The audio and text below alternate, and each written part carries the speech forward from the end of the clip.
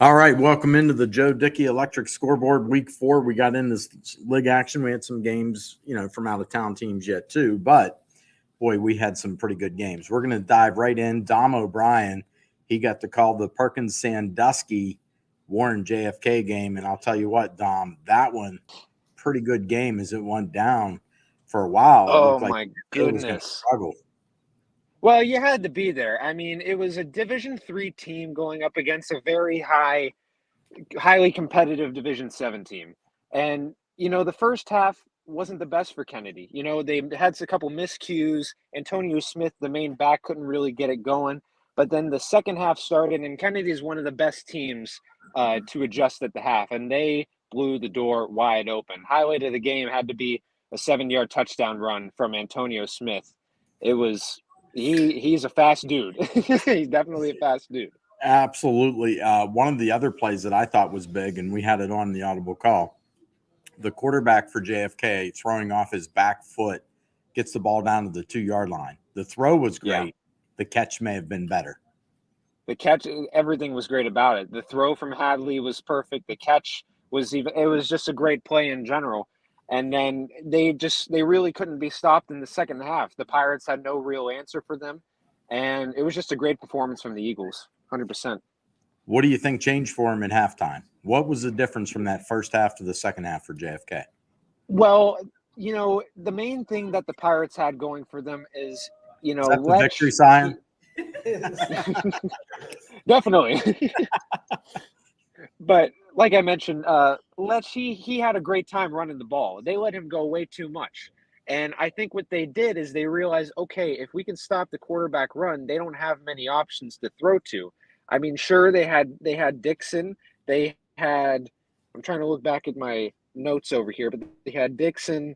They had Zale running the ball as well. But I think Kennedy just responded greatly to covering those guys well. And that front line with Pat Vallon, Thomas Vallon, Nathan Bartow, it's pretty tough for them. But they just established defense on the run very well. Yeah, absolutely. That was a great game on your end to call. I know a lot of people thought JFK lost a lot, but 4 weeks into the season, they're still sitting perfect.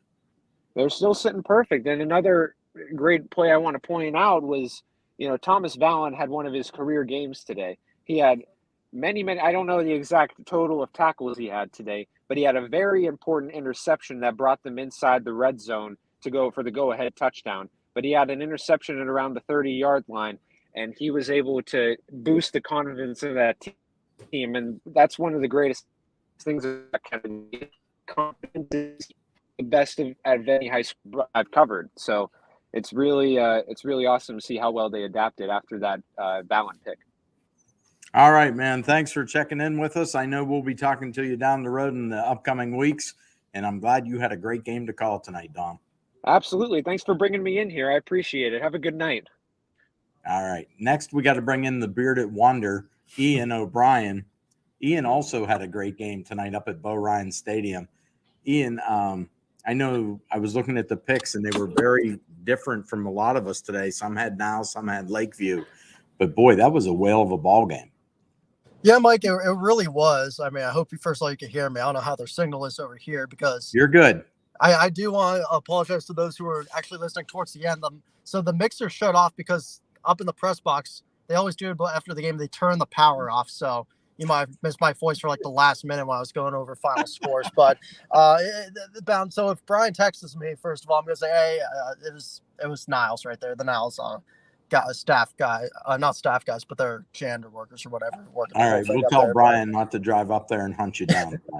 No, in this game, it was honestly a defensive matchup between both teams. Honestly, it's weird because I felt like at the end towards the Niles just didn't really have much of the answer on defense. I kind of got a little tired because the offense couldn't really get the ball moving. They had Joe Smith only to 4 carries, I think, for like 4 yards in the first half.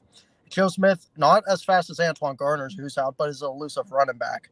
And I feel like they didn't use him to his full potential like what we saw. And he's had games where he's had over 100 yards, too. Two of them this time. So it was kind of unfortunate. But really what turned it around for Lakeview, I should say, was first half they only had a bunch of running the ball. only one pass. And then they were stopped on a fourth down conversion in the goal line.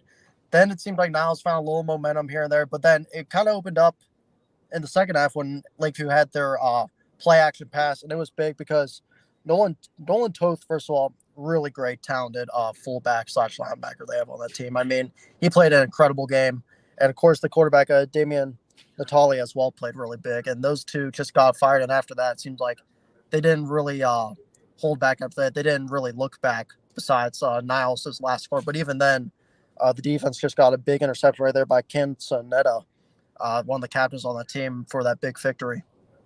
Well, the other thing I saw was when Lakeview jumped out to that 14-0 lead, and all of a sudden Niles answers with a massive kick return to the 2-yard line. It was like an 82-yard kick return or something like that by Nathan Coots. I mean, he that's why they put him in the backfield for that last punt return too, in case, because he almost returned like a pass. It was from Budock all the way to 6, but fell short of that one too. But I mean, and then they used Joe Smith in the for that touchdown run. But I just feel like they didn't use him to his full potential. And then later on, you saw guys like Keyshawn Talley dropped a couple passes from Budock, which were really important. And you also saw Nathan Coots drop an important one too, which was around a third and long, like 3rd and 15 when they were driving. That could have been really big for them. And I felt like that's kind of where their momentum, because then the next play was an interception by Anthony Budock, and it was picked off by Canacetta. So pretty much at that point, you knew right away the game was over. How about the turnaround, though, in the Lakeview program? A team that didn't win a game last year, and their only loss is a 17-10 loss to Garfield this season. They have come out and really turned some heads. You know, Mike, I just think that's confidence in your team. You know, I mean, you got to get everyone situated in the program. I know you lost a few guys too, but you just got to have the kids get a lot of confidence. You know, when Pavlansky left that 1 year, it's maybe going to be, you know, those years were kind of off, 3 losing seasons. You got to get a new coach and maybe a turnaround when he left for Poland. So Sam Bolino took the job, really good head coach. I talked to him after with a post-game interview, and you can just tell right now the players are bought into him. He's bought into the program. All the coaches love him. I wouldn't be surprised if Lakeview could go really far into the playoffs this year. All right. Well, we appreciate you calling in, Ian. That's a playoff beard already growing, right? Yeah. Mike, thank you for letting me on. I appreciate it. All right, man. We'll see you. Now it's time to bring in one of my favorites, Richie Giuliano. He had to call out in Canfield tonight, and pretty much just Cardinals just being the Cardinals, right? Mike Pavlansky's team just want to write about their business. Yep, pretty much. I mean, I'm only here to talk to you, Mike, because I love you. But this game was all Canfield. You know, St. Thomas More, for those who are unaware, they came down from Canada, took a 5-hour bus ride from Hamilton, which is right on the lake there in Ontario, Canada. And they came in, and there was a lot of hype surrounding this program because they won 3 out of their last 5 state championships up there in the province of Ontario. And, you know, they haven't played those since 2019 because of the pandemic. And, you know, that kind of showed tonight, and it was all Canfield. They started off that first drive. Lowry got 4 receivers involved, click, click, click, quick little dumps, and then just like that, they're in the end zone, and the ball was just rolling from there. And the Cardinals, who scored on every single offensive possession except for one tonight, and that was just because they wanted to run out the clock at the end of the game. So that was victory formation. That's like a score. Pretty much. Yeah, I mean, it was 4th down in midfield, and you know, it was 4th and short, but, you know, realistically, they were letting them, you know, let the clock run out. They got some tough games coming up, and I'm glad to see the way they played today, because next week they've got what I think is going to be a fantastic game against Youngstown Cheney. Oh, 2 teams undefeated. You know, this is going to help a lot for points. I think it's going to be tough because Cheney, they played their last 2 opponents closer than a lot of people thought. I think Cheney was supposed to blow out Cardinal Mooney. That was a close game down to the end. They're supposed to kill Marlington, who was 0-3. That game was a 1-possession game in the 3rd quarter. So I think Cheney's got something to prove, even though they're 4-0 coming into week number 5. And, you know, I think this is going to be a lot of fun next week at Rayen Stadium. And, you know, Canfield, who's had some tough moments at Rayen actually in the last couple of years, because East beat them, you know, when they had that great season in 2018. So, you know, Canfield's looking to go to that new turf, and they're looking for a big victory as well. I know we keep talking about Brock Lowry, the offense and everything, but that defense is just very quietly of Canfield putting together some pretty good games. You're right. Everybody talks about the offense. You got a Big Ten quarterback in Lowry. You got a speed demon in Danny Inglis, but nobody gives credit to this defense, and that's where all the momentum's coming from.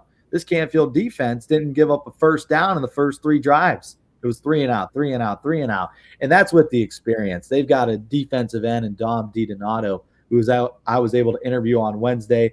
They got some good linebackers with Peyton Ahlquist and Dom Marzano, who attack the football on every single play. So it's just those type of guys that are creating this momentum.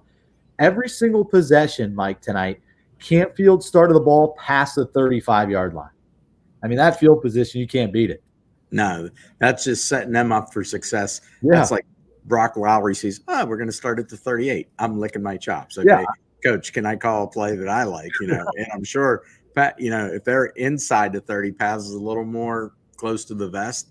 But when he's got a chance, he knows, because in one play, they can sling it into the end zone. Oh, I mean, Lowry's got one of the best arms that's ever come through Canfield. And they've got 2 6'6" receivers in Jake Schneider and Drew Rostek that are very difficult to match up against, because then you got slot guys who are only 5'8", 5'9", but they could run. It's so hard to defend this offense. And, like you said, they're going to have a couple challenges up ahead against a very speedy defense in Cheney, and then they're going to play up a division against Dover, who's undefeated. They're 4-0. So, this is a huge stretch coming up for Canfield, because if they could go undefeated through this stretch, they end with East, a Cleveland Rhodes team who has kind of struggled, Howland and Boardman. So winnable schedule if you could get through these 2 teams in Cheney and Dover. Yeah, absolutely. And they're great contests. I mean, this is what gets Canfield ready to play in week 11, week 12.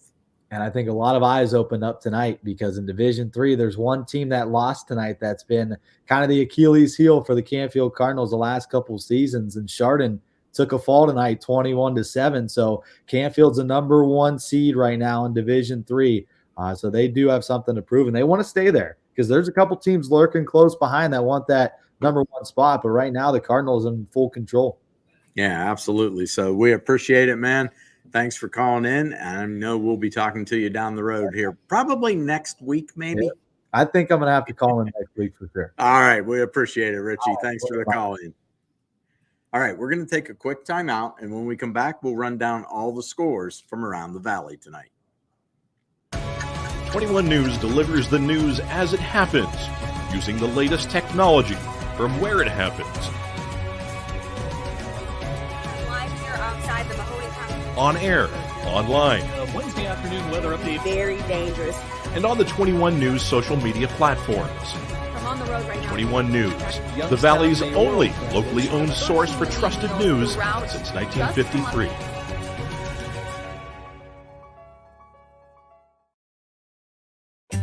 As fine as the eye can see, the finest hardwoods from the finest trees. Made for your home and within your means, Baird Brothers will help fulfill your dreams. Let life and light come shining through in quiet morns. And heavy traffic, too.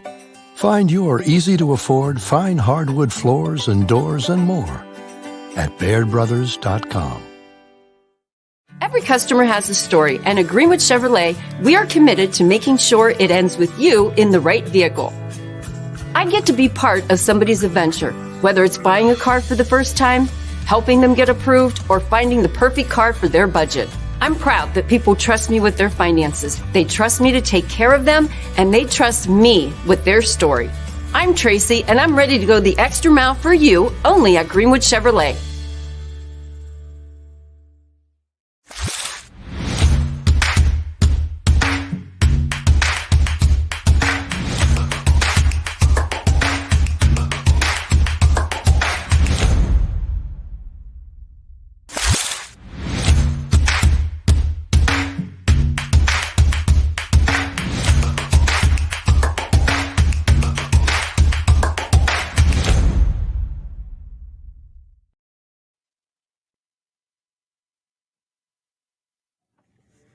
Welcome back to the Joe Dickey Electric Scoreboard. We're going to run down the final scores for you now. And this one kind of ended in a surprise to me, Anthony. Fitch jumped out 42-7, and all of a sudden it ends 42-34 against Youngstown Ursuline. So quite a ball game, by the Irish to rally, but just not quite enough for them tonight. So got that one. Beaver local, no problem with East Liverpool. They improved to 2-2, 65-0 as they defeat the Potters. And that was their first game on their brand new field. And then you have Boardman goes to Howland, gets a win, 40-13. They're 2-2. Brookfield all over Liberty tonight, 47-6. The Warriors are now 3-1 on the season. And probably the upset of the night, Canton Central Catholic comes into Salem, knocks the Quakers from the ranks of the unbeaten. They take that one by the final of 35-31, a late score in the fourth to get that one completed for the victory. And then Wellsville, they defeat Columbiana to improve to 2-2, 14-7. Crestview all over Camel Memorial, 63-0. Crestview's first win of the year. LeBray loses to Garfield, 34-0. The G-men are now 3-1. The battle of the unbeatens, Girard and Jefferson, goes to Girard, 21-6. They're 4-0. Jefferson falls to 3-1. Hubbard suffers their first loss at the hands of Poland, 28-21. That was a great game as we watched it unravel throughout the night. Yeah, and I was kind of impressed that Poland's offense was able to make enough plays to win the game because their offense had been so lethargic so far this season. Well, it had been, but I think the thing that stands out to me is that they were, I don't want to say they bottled up the Hubbard running game, but they did just enough that they were able to take advantage of some plays going down the field. Another great finish, Jackson Milton over Western Reserve, a late score there keeps Jackson Milton perfect on the season as they win 22-21 over the Blue Devils. Lakeside falls to Geneva 20-13. And Lakeview, Brian telling us earlier on the show, 21-13 as they beat Niles. And for the first time since October 10th, 2020, East Palestine sitting with a victory as they shut out Latonia tonight, 34-0. Coach Dempster's first win. Lowville, the monkey is off their back, Anthony. They go to Springfield tonight, and they beat the Tigers, 42-24. And it got hairy for a little bit. I mean, they had to really deal with some adversity, and Lowville had to kind of go and make game-winning plays. They did. They absolutely made some big plays. It's 29-24 late in the fourth when a pick, and all of a sudden a couple late touchdowns puts that one away for the Rockets, who are perfect still on the season. Cheney, they're still perfect. They beat Marlington 35-10 to improve to 4-0. And I'll tell you what, Cheney, that's a big game, woman. Back to that East Palestine, I just did the research. First home win since October 18th, 2018. There you go. And that was against Lisbon. All right, there you are, digging up some facts. We like that. Congratulations, though, to the Bulldogs. They have played a lot better this season. So Michael McKenzie's going to join us here in about 4 minutes. He's got to contain himself. Well, yeah, he still has to shut out the lights when he gets back here, though. But Mineral Ridge, they're still undefeated. Yes. They blank McDonald, and that's a rivalry game, 40-0 in McDonald. Yeah, and McDonald still winless on the season. One win. Beat Columbiana. I'm sorry, they did. Yep. I apologize. They are 1-3. And then Newton Falls champion, another game that went right down to the wire. Champion wins that one 29-24. They got kooky at the end. Yeah, that game was just weird. I'm thinking they're going to run out the clock, and they line up in shotgun. And then they fumble the snap. And all of a sudden, Falls gets a chance, and they just couldn't get the onside kick. Warren JFK, still perfect on the year. They beat Perkins Sandusky 20-12. West Branch improves to 3-1 with a win over Ridgewood, 38-14. Southern Local, they're still perfect, 51-22 as they beat Lisbon. Canfield, as Richie Giuliano was on with us earlier, 42-0. Just the Cardinals, typical. Let's bring our lunch pails, go to work, and just do what we do. South Range, here's a stat for you, folks. Usually when you lose the turnover margin, it's a bad night for you. They turned the ball over 6 times, but still, this is what I like. They were tested tonight. They find a way to win that game 23-13. It is their 24th straight regular season win. They won, but this week in practice is going to be like a loss. Coach Yeagley is going to be on them. In that locker room tonight, there was no celebrating. No. I can guarantee it. Coach is straight-laced. He's going to tell them they were lucky, and if they play like that again, it could bite them. And they have Poland next week, I think. Yeah. So Poland coming off, they're building some momentum. Waterloo all over Sebring, 48-7. Edgewood beat Orange 56-21. Massillon over Harding 41-12. Couple PA scores. Wilmington beat Mercer 50-8. Slippery Rock 24-7 over Greenville. Laurel beat Mohawk 49-7. Lakeview, Pennsylvania 51. Kennedy Catholic 14. So that's a rundown on all the scores. Any surprises for you tonight? Mine was Salem losing the way they did because that was a great ball game. Right, but it was I thought that game would be competitive because they're both so physical. Yeah. So I thought they'd both, but the fifth score, especially when it was 42-7, that was surprising me. I know Ursuline came back, made it close, made that game kind of respectable, but yeah, I think everyone kind of knows watching that game that was Fitch's game, and I did not expect them to come out and shut the lights out like that. I really want to see what the win does for Lowville from a confidence standpoint. They finally beat that team that just seemed to always be the roadblock. Vinny Ballone, just another great night for him. I mean, he just shows up, does his thing. Also had the game-sealing pick. He did. So don't forget that he plays defense. Yeah, this kid not only plays offense, he throws them well, he picks them off if he has to. So congratulations to him and the Rockets. That is a big, big win for them. Lakeview surprised me, holding Niles to 6 points in Niles. Yeah, and my big thing about Lakeview is that's a team that they're just very quietly going about their business, and they're a few plays away really from beating Garfield. Yeah. They were so in that game, and I just look at that and I was like, wow.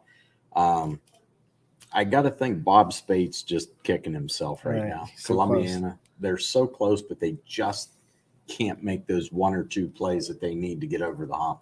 We have Mike McKenzie popping in.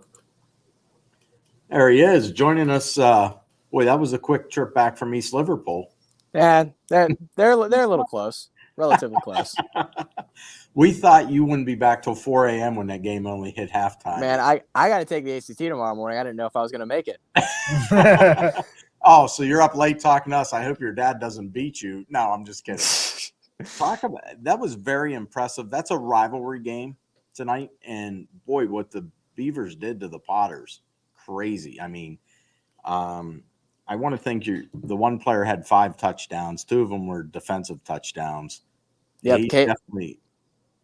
Yeah, Caleb White, 5 touchdowns. He had 2 offensive to start the game, then a special teams touchdown, punt return, then 2 pick sixes, all in the first half. I mean, an absolutely insane game for him. I would easily say that that's the best game he's had in his entire high school career. He'd probably tell you the exact same.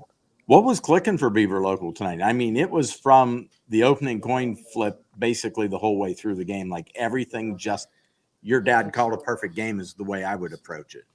Yeah, I mean, you meant everything that you could think about that goes into a preparation for a football game and goes into a football game. That went right for Beaver Local.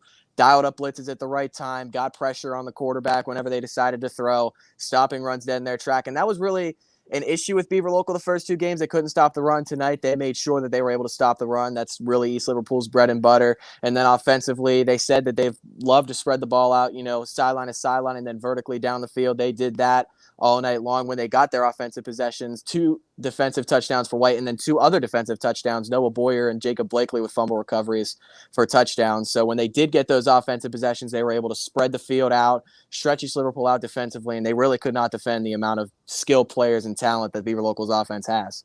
So you had 35 points, 4 turnovers for touchdowns, a special teams touchdown. Boy, that really makes it easy on the offense, doesn't it? Oh, for sure. It definitely makes it easy on that offense. I mean, 58 points in the first half alone. I'd have to go back and check this for sure, but that's definitely up there with best per first half offensive performances in this school's history. It might be the best. Yeah, absolutely. When you look at it, I know I know East Liverpool had to be hyped up coming into this game. First game on a brand new turf. They take that opening kickoff back, and that was really the only adversity the Beavers, I thought, faced tonight, and they turned them away real quick. I mean, the only other thing I would say is I think on 2nd and 9, they broke off an 11-yard first down run. But then after that, 3 straight runs that went nowhere for East Liverpool. Beaver Local gets the football, quick touchdown, and then from that point, it was off to the races. They kept their foot on the gas the entire game, made sure that East Liverpool had no chance to really come back in this one. I mean, I have no words for that performance. It was incredible. You say expect anything in a rivalry week, and I would say Beaver Local was the favorite coming into this one, but they made sure that they left no room for, rivalry week shenanigans to come into this one. How big is this win for them moving forward?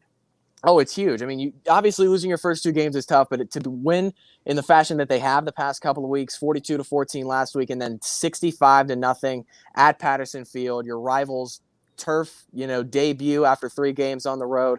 You couldn't have wrote a better or scripted a better game for Beaver Local, a better night for the Beavers. And they got a tough opponent at Kaiser coming up next week, a West Virginia AA school. So this is a huge momentum booster for that game next week. They got to be able to ride that momentum in a positive way, which they did from last week to this week. So I got to feel like Beaver Local is going to be able to do that from this week to next. All right. I don't want to get you in trouble for staying up past curfew since you got a big test tomorrow. Yep. So we'll let you go get ready for your test, and we appreciate you calling in, Michael, and I know we'll talk to you in the upcoming weeks. All right. Thank you very much. Happy to be here. Thanks, man. That was a big win for them, as he said. And I look at that. You can go back to week 2. That's a game the Beaver Local let get away. Mm-hmm. They had everything in control, and all of a sudden the wheels fell off in the second half. But, boy, they've turned it around the last 2 weeks. I think the biggest thing about that week 2 game is probably made themselves look themselves in the mirror a little bit. You watch Salem push them around physically, and that doesn't happen to Beaver Local too often. So I think they probably watched the game tape and had one of those kind of aha moments, like we got to be a physical football team or we're not going to win too many games with our schedule. And they were this physical up the wazoo against East Liverpool. Oh, yeah, and it probably didn't take much for Coach McKenzie this week to get him ready. No, I mean, he probably walked in simply on the chalkboard. It said East Liverpool. If you can't get ready for rivalry games, then check your pulse. That's what makes it good. So let's take another quick timeout. When we come back, we're going to make the boss come in and talk because he's got to have something to say about South Range. I think so. He might have something to say about his school, East Palestine. Yeah, maybe just a little. Maybe just a little bit.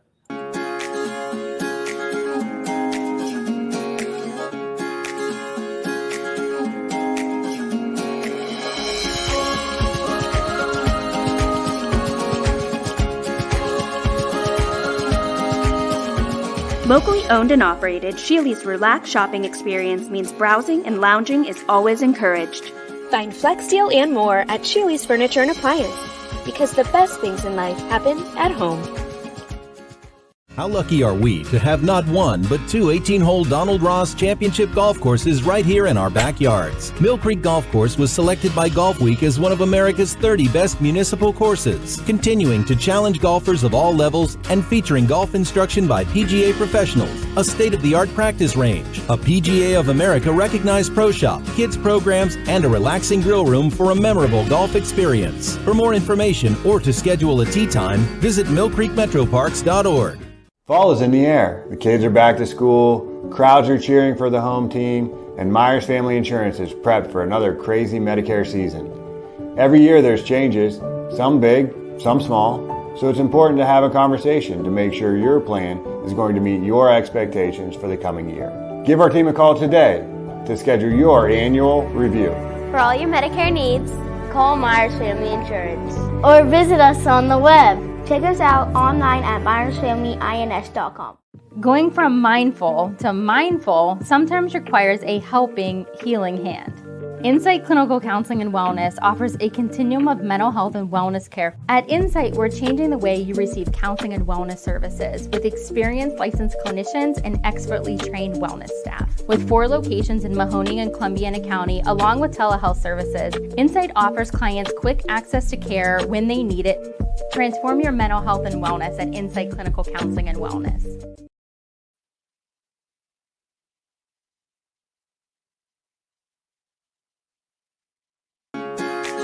Before the lights come on, before the workday begins, before a long day is ended, or it's time to have fun, it all starts with the people at Joe Dickey Electric. From replacing a light fixture in your home to building a substation for your business, no job is too big or too small.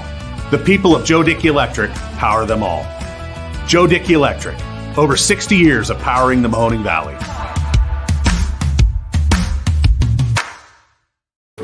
Why choose local? Because you live here, work here, learn here, relax here, and celebrate here. 21 WFMJ is our Valley's only locally owned TV station, and our focus is local. Other TV stations don't have that same focus, as their owners are somewhere else. But 21 WFMJ is rooted in the Valley. Local people making decisions that affect your life. right here where you live. You're looking to your future, preparing for your goals, and they're closer than you think.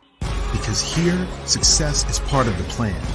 It's a place where academic and social opportunities are meant to prepare you for life, not just the next 4 years. You'll be equipped to face new challenges and turn hard work into a career. You're ready for your success to take root. And here's where it starts. We are Youngstown State University, and proud. Hi, this is Tommy Clem, owner of WRS Insurance Solutions. WRS Insurance Solutions is a local independent agency that specializes in life, Medicare, long-term care, and disability products. Call us at 330-953-3722 or visit us at wrsinsurancesolutions.com to learn more. Good luck to all the student athletes in the Valley.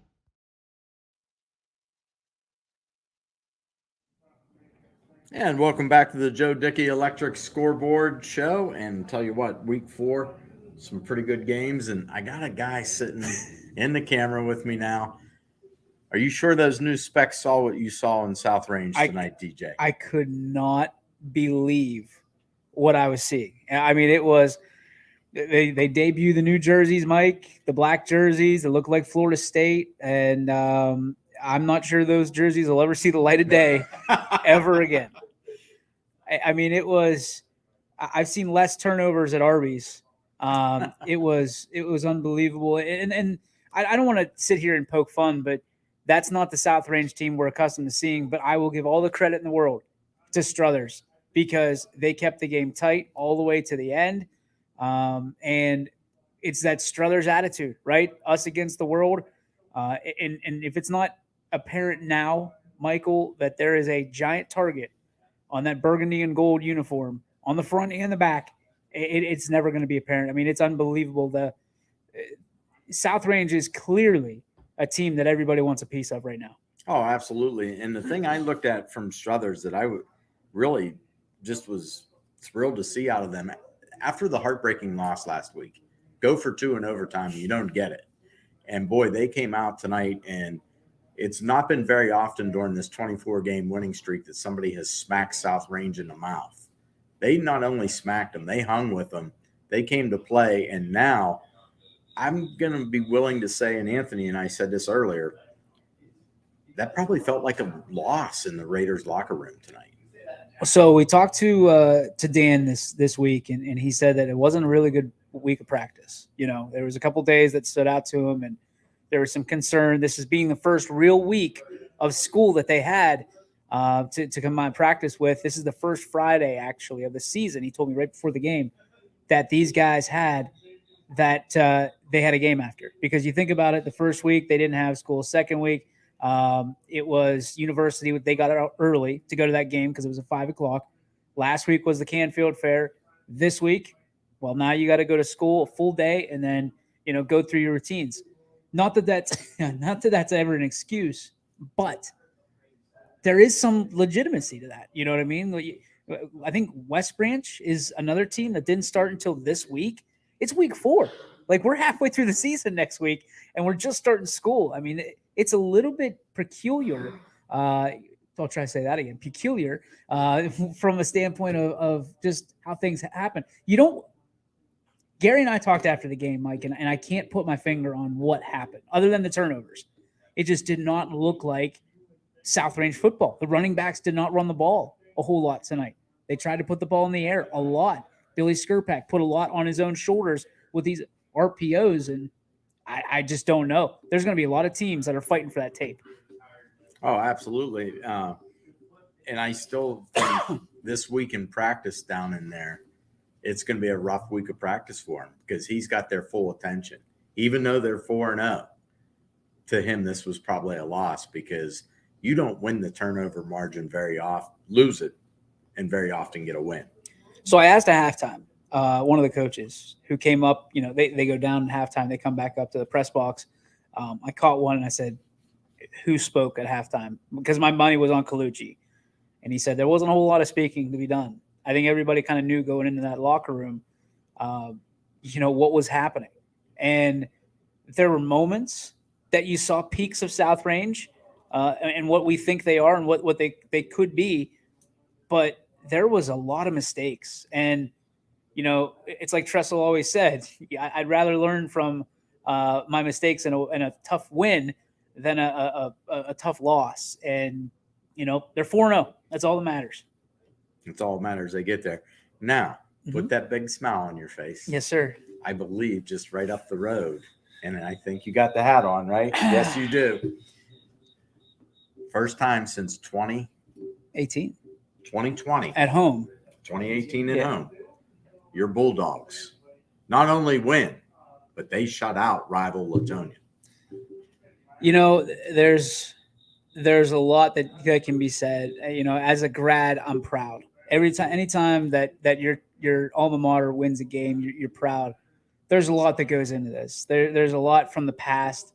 Tony Foster, the godfather of my children. I feel for him in that, but there's pieces of his fingerprints are still on this victory. The way that he's impacted kids. The new coaching staff, congratulations on your first victory. Michael Dempster deserves all the credit in the world for this victory. But the problem is, Mike, as you know, you want to take baby steps, right? You want to take baby steps. You can celebrate this win tonight, but tomorrow you start your next opponent, because you can't take this step forward and then take 6 steps back. Because if you go 1-9, while that's progress potentially, that's not what you want to do. And 34-0 win tonight. Again, this town should be excited because you got a winner, but we can't act like we just won the Super Bowl. Like, there's work to be done. And from my perspective, happy that we won, ecstatic we won, proud, forward Bulldogs. Make that record shine. Let's win this game tonight for East Palestine. I'm all over it. But that's not enough for me. Like, there's a championship caliber effort that needs to come back to East Palestine, and people need to set that expectation. One win over a very troubled Latonia team should not tell you that you're turning the corner. You should want more. Now the blood's in the water. You're a shark. Go eat the chum. Well, and that's the big thing. It's where do you go from here? You don't want to take a step back next week. And we do, and I've noted, and I told you last week, East Palestine was going to win tonight. Yep.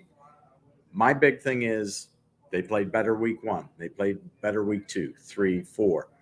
Okay, you got the win in 4, but now where do you go in week 5? You almost have to come in tomorrow and tell the guys, you need to forget about Latonia. It's time to move on to our next opponent. It's time to focus in. We're 0-0 heading into that game. I think that has to be the approach as you start to build something here in Bulldog territory. You get that taste in your mouth, right? That's a good taste. That's a good feeling. These kids some of these kids have never had that feeling before at the varsity level. It's a good feeling. It's a good opportunity. Now, remember what it's like to go over. Remember what it's like to be on the other side of that.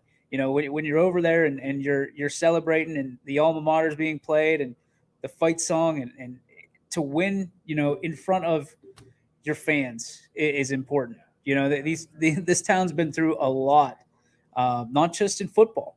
So a win is great, but let's not act like it's, Y2K. Let's not act like it's the year 2000. Let's go attack and stack wins, stack pancakes. Yeah, go get another one. Go get 2. Go get 3. Do you know offhand who they play next week? Anthony, come on now, help me out here. Anthony's like a walking encyclopedia. I feel like it's Wellsville. I probably just said that wrong too. It's encyclopedia. I know I butchered that. I want to say it's Wellsville, but I could be wrong.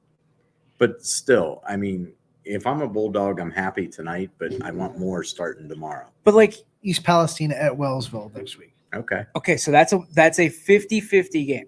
Okay, so when we talk about you win the games you're supposed to, Latonia's the game they're supposed to win, right?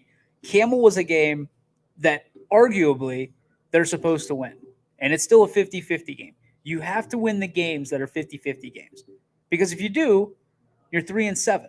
Yeah. If Lisbon's one of those games, Wellsville's one of those games. Arguably, Wellsville's a little bit more athletic, I would argue. What was the score of that one tonight? That was a 14-7 game. Wellsville? Yes. That was a great game. That was the thing. Like, we had some blowouts, but we had some great games, DJ. That champion game was pretty good on the way home. That one was phenomenal. Ursuline. Ursuline became. Yeah. We were ready. You know our role in the audible call. You're up 35. Hey, we're going to focus on the games that we got. All of a sudden, Siggy looks at me and goes, hey, Mike, it's down to 2 scores. We're going back to it. All right, let's go. Absolutely. We're game. Where else do we have? Jackson, Milton, Western Reserve, everything that was built. Just a great game. That one ends 22-21 Blue Jays. Who did Poland have tonight, Hubbard? Poland beat Hubbard 28-21. We had a Bulldog sweep tonight, boys. Yeah. Lakeview, Palestine, and Poland. Yeah. All right, Anthony, when's the last time that happened? Let's dial that one up. Dial that one up. Okay. I'm counting on it. So you got to go either 2020 or 2018. Right. So, but I mean, you look around the board. JFK wins a tough game, 20-12. Springfield looked good. I mean, the scores look good. Here's the thing. That game's 29-24. Springfield's got the ball and a chance to take the lead, and they turned the ball over. And Vinny Balone was Vinny Balone tonight. They finally got the monkey off their back. I mean, just a tremendous win. Probably the heartbreaker of the night, Salem. Yeah. Them and I'll tell you what, Canton Central Catholic and Salem, those players are going to be sore tomorrow. That game might have been the most physical game I've seen in a long time. I told you last week, Tri-C is the real deal. And people are sitting there poo-pooing the South Range game because, it's Canton Central Catholic. They're down this year, da-da-da-da-da. Listen, those boys can hit. Yeah. And that quarterback is, 6'3", something like that. And Talkington, he's a beast. Mm-hmm. And he plays both ways, by the way. Yeah, so you got that. And then probably an interesting thing to me is West Branch. We all were like, after week 1, oh boy, they've just quietly reeled off 3 games and going about business. And Drew DeShields, if you've never watched him when you log into YSN to pick your games, please do it. This kid is just fun to watch. Tom Brady. I call him that every single time. I mean, he's so composed. He's such a good kid. Great interview. But you said it, Mike. He's fun to watch on the football field. Yeah, he is. And I'll put Jackson Johnson there from Salem. Fun to watch. Brock Lowry. Fun to watch. Vinny Balone. Fun to watch. Yes, they're all quarterbacks, but they have the ball in their hand every single play, and that's what makes it fun. And then I can add Billy Skirpak to that. You can add so many guys. Tough night for Billy, though. And you know what's great about him? He's a great kid, down-to-earth kid.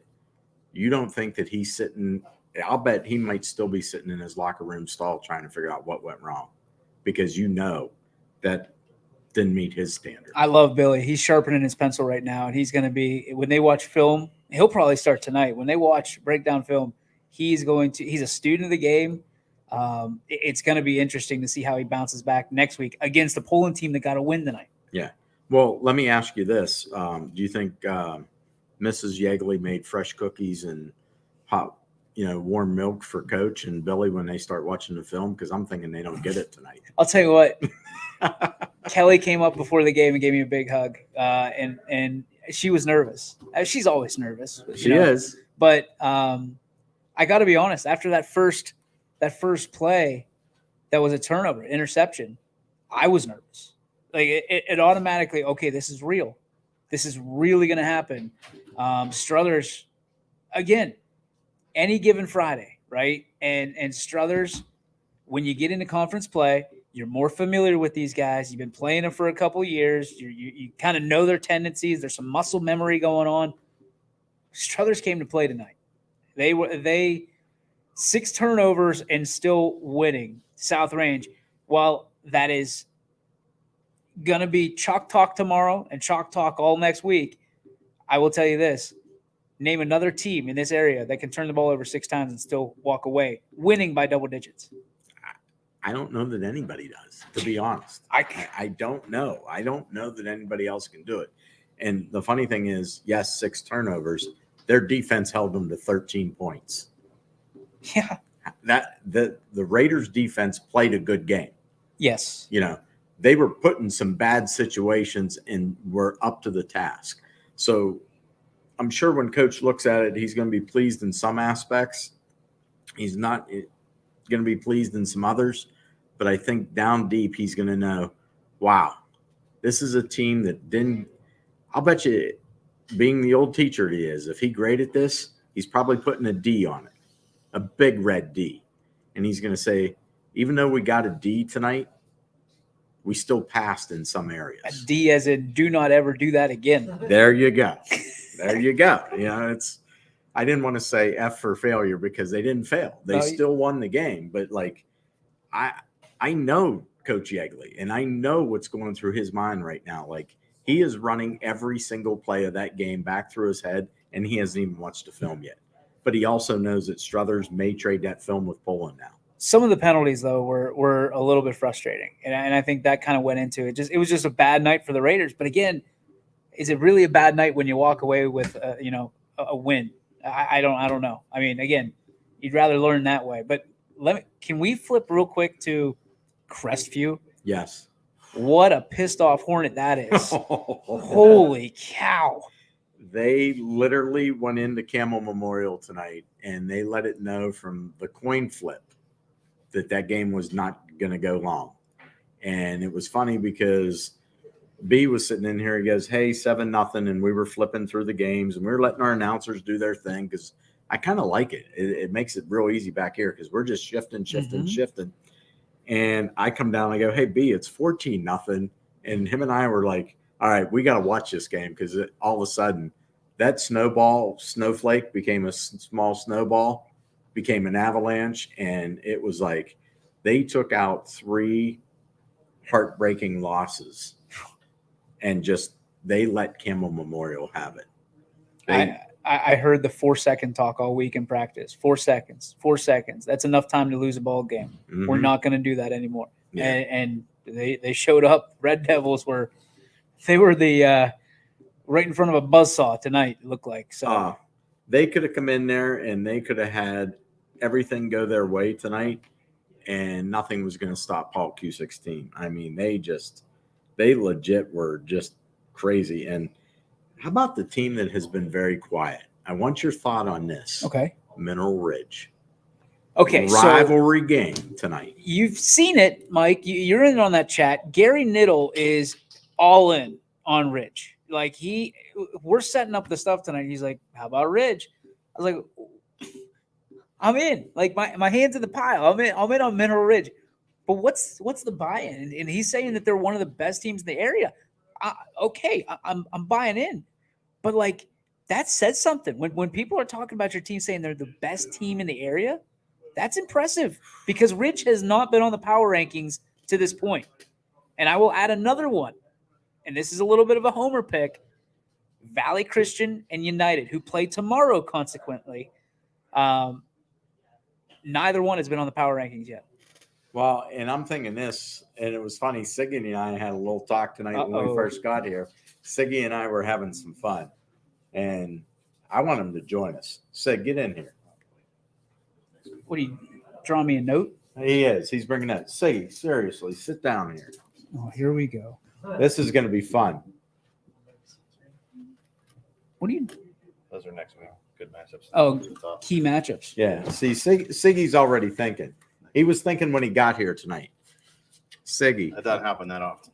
When you and I go ahead and put our power rankings together this week, this is not going to be easy because I'm going to mess it up for a lot of people. Does Canfield stay number one? To me, they are. Say your argument. Go ahead. I think it's a hard. Fitz just beat a team that's in our top 5. Top 3. And 4. South Range is 3. Okay. South, yeah.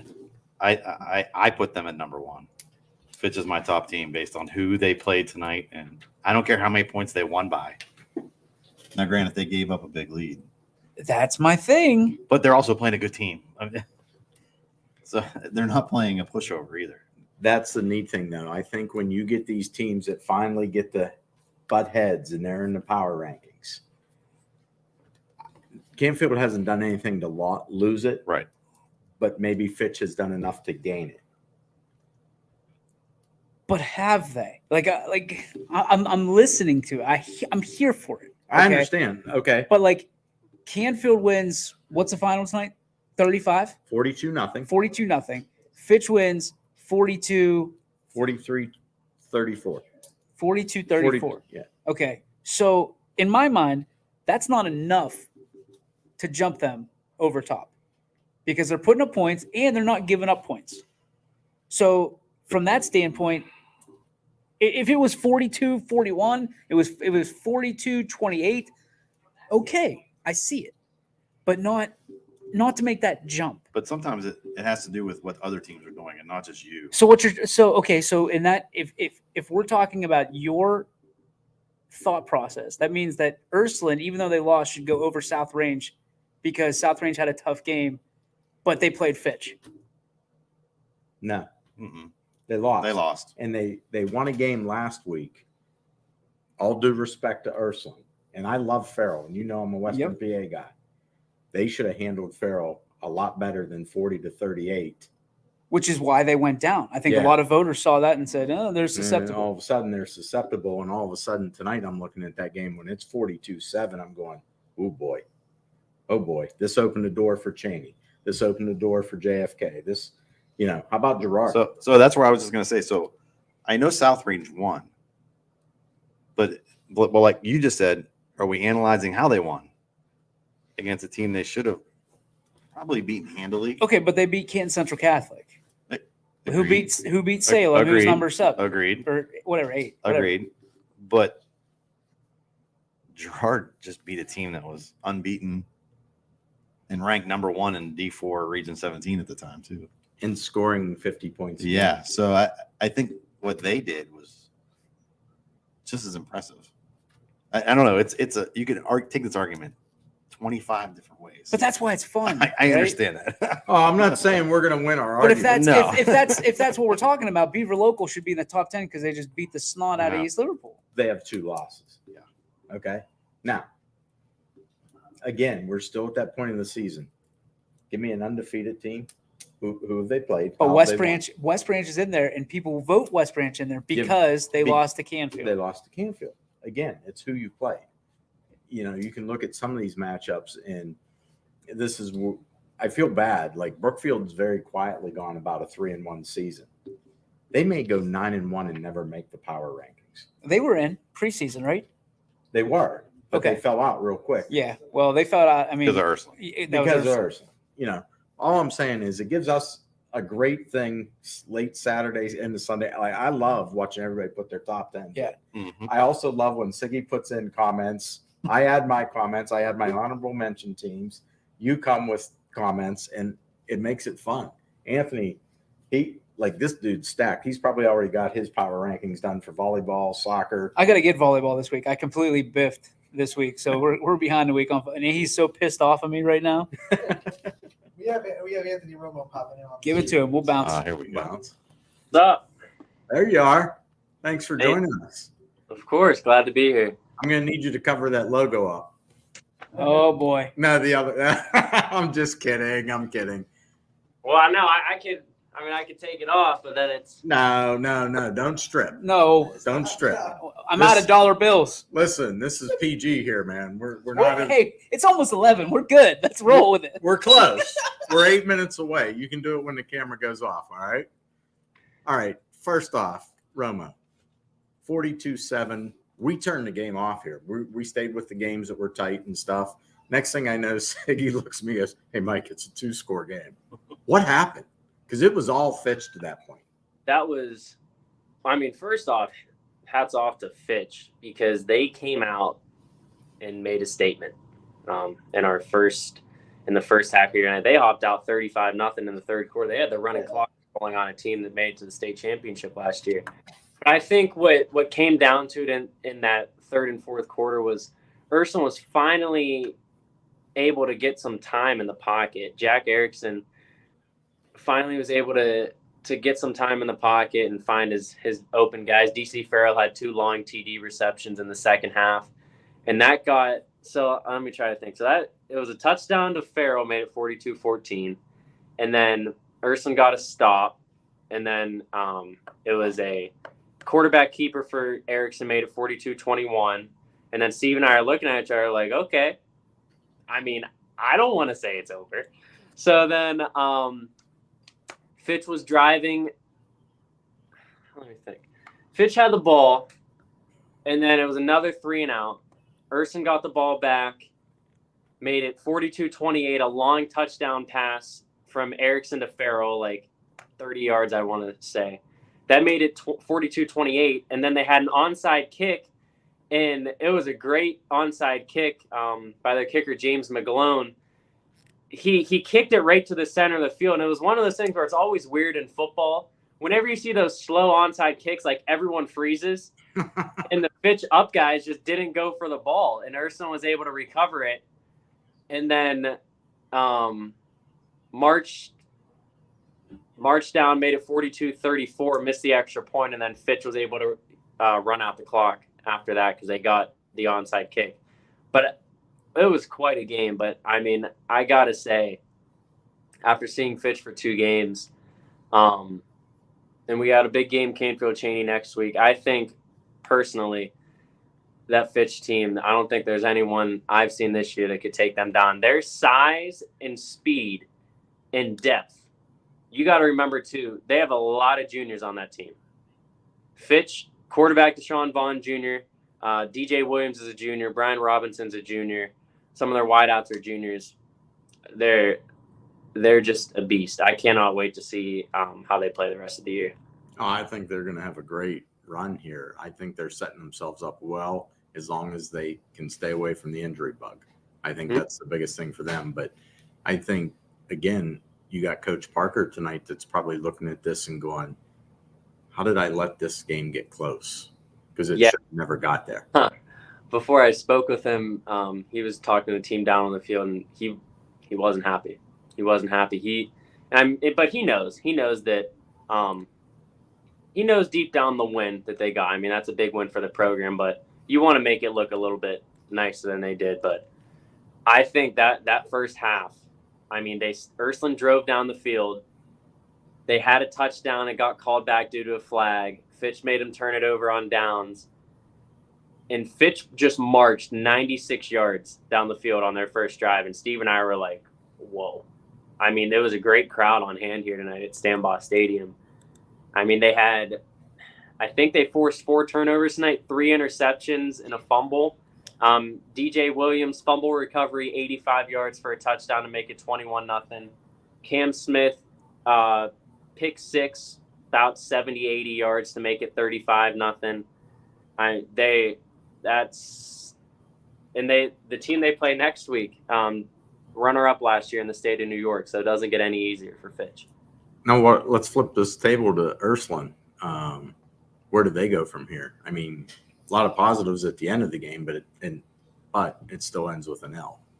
Yeah, it came down to execution for Ursuline that really hurt them. 2 touchdowns called back due to penalties, and both those possessions ended with no points. The turnovers, of course, you want to put an end to the turnovers. But I think in the second half, they gained some momentum. Christian Lynch, I mean, quietly, he had to be close to 200 yards. I know he had 178 yards on 18 carries at one point. He's a guy that continues to take a heavy workload. You go into next week against Harding, winnable game, but Harding's a team last year that Ursuline beat him like 50-49. So, that's a team that you can't look over at all. And I think that both teams, Ursuline and Fitch tonight, are going to be very sore. There was a lot of cramping up towards the end, and for good reason, because if you go back and watch, there were a lot of heavy hits. But thank goodness there were no injuries at the end of the day. No one got an injury where they were out for the game. The only injury timeouts were cramps. So I think that's the biggest thing to take away from this game tonight. All right, man. We appreciate you calling in. We're up against it. I got to wrap up the scores one more time. We'll be out of here, but we'll talk to you down the road because I know you're going to have some great games calling in the next few weeks. Sounds good. Thanks for having me on. So there you have it. Siggy and I got a lot of work to do over the next 24 hours, don't we, bud? That'll be a good time. I'm going to enjoy this. I might surprise you with what I'm thinking, so I'm going to keep it tight-vested right now. Real quick before you get to your recap, because I know we're up against it. Louisville and Jackson Milton next week. Oof. That's going to be a good one. Both teams love to pass. That could be a And while. we'll see where Mineral Ridge is. They entertained Springfield, who competed with Louisville for much of that game tonight. So that'll be interesting. If somebody told me Springfield had a chance to be 0-5 halfway through the season, I would have looked at them and laughed hard. Right now, I'm sitting there, and if anybody's going to correct the ship up there, it's Sean Guerrero. Yep. He will get that done. What's a couple of the other big ones? Girard and Lakeview next week. Ooh. The upstart Lakeview team. That's a good test for them. It's at Lakeview. Should be a good home game for them. Should be. I like that. And a point of interest, I looked up tonight real quick, Ant, for you. South Range, the team that pushed them to the brink last year in the postseason, Garraway, 35-0 winners over undefeated Carrollton tonight. So keep an eye out for them. Yeah. That's a good one. That is a good one. And there might be a Cheney Canfield game next week. It could be. Yeah, I'm just guessing. So, all right. I appreciate it, man. Thanks for stopping in. Thank you. All right, let's run down these scores one more time.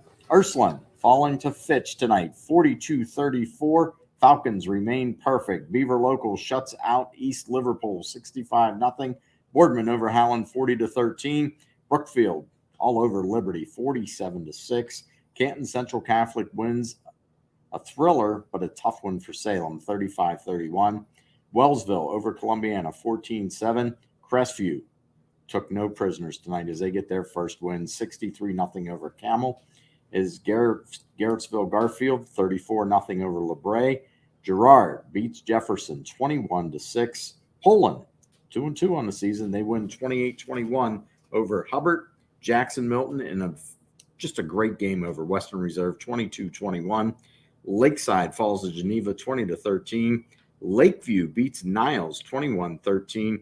Latonia shut out by East Palestine, their first win at home since 2018. Lowville gets the monkey off their back. They beat Springfield 42-24. Marlington falls to Cheney 35-10. Mineral Ridge shuts out arch rival McDonald 40-0. Newton Falls in a thriller over champion 29-24.